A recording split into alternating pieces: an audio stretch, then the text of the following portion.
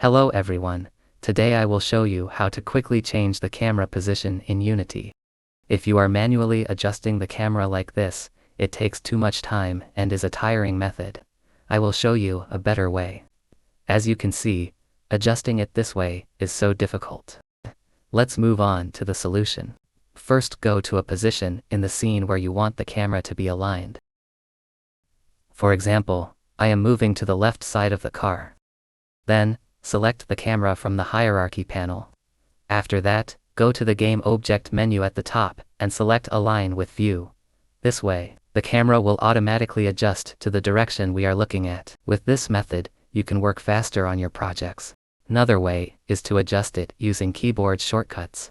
Let me show you that as well. After selecting the camera from the hierarchy panel, press Ctrl plus Shift plus F, and the camera will instantly align to your desired position. I hope this video helpful.